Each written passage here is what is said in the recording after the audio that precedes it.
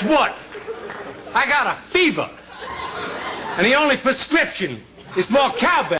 Ironically, the day after they pass the health care bill, I get sick. I lose my voice. I can't talk. And why can this be? Perhaps because I'm only 25 years old and I've never really been sick and I've never had an insurance plan and I don't even have children. So instead of me telling you how it is, I'll let those people who have had cancer and have children and have real insurance plan, I'll let those people explain exactly how this is going to work for you. And this is how it is. For one, it's an insurance plan. Just like any other insurance plan, they cover what they want to cover. And only what they want to cover. If it's not on the insurance plan, they will not cover it. Butt plug. Yeah, okay, I got you a spark plug. And so is this pre-existing condition bill any good? Yes, it is. In a way. For one, it won't get passed until 2014 or so I've heard. If anything's going to get passed in 2014, that should only be a sign that says Obama wants to stay in office for an extra 4 years after this. That's right. So if we're going to pass anything, it's to keep him in office. If not, it'll be thrown out. And how does it work exactly? And like I said before, just like any insurance plan, they'll cover only what they want to cover. Lose 4 fingers.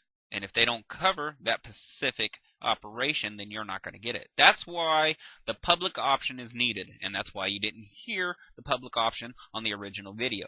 It's because nobody understands it, so therefore they don't talk about it. So the operation doesn't cover your 4 fingers. You use the public option to actually help you get your 4 fingers sewed back on.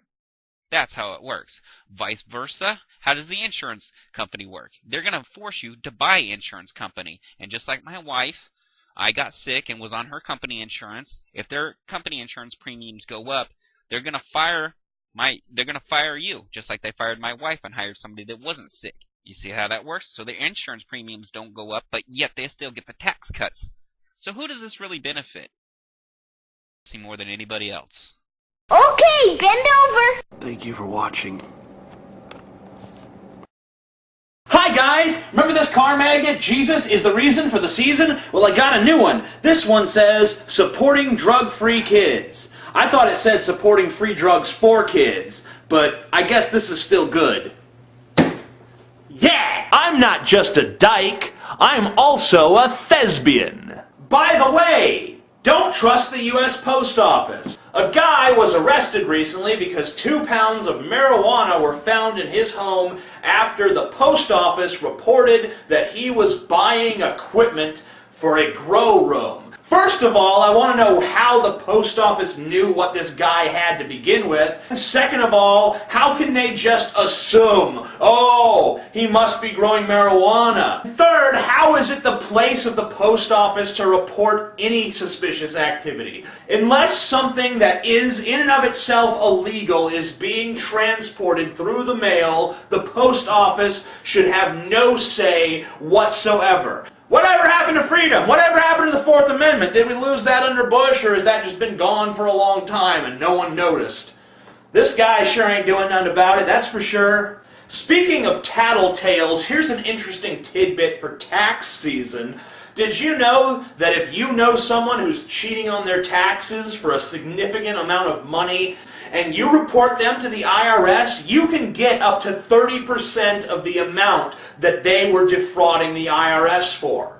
So, in other words, citizens, fear each other. The government is trying to turn you against one another. Don't disobey the law, because it's not only the police you gotta contend with. The guy who brings you your mail might turn you in because you ordered some farming equipment and you don't live on a farm, so what would you need that for?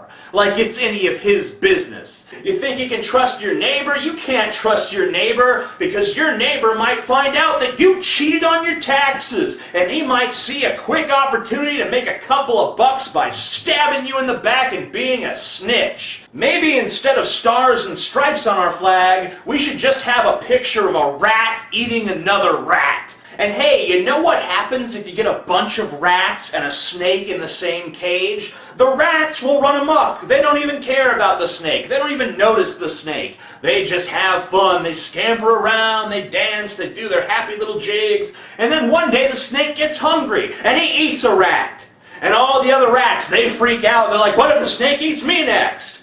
And they all cower in the corner, hiding from the snake, but the snake is full. The snake isn't going to need to eat again for a while. And slowly but surely, they return to their normal routine of playing around and dancing and scampering and hee until the snake gets hungry again. And one by one they're picked off because they never stand up to the snake because, hey, the snake isn't after me right now. He might eat my neighbor to the left and he might eat my neighbor to the right, but for now, I'm probably safe. Statistically speaking, I'm probably safe. There's no reason to stand up to the snake. There's no reason to stand up to Thomas Hobbes's Leviathan at this particular moment in time because he's only eating our neighbor.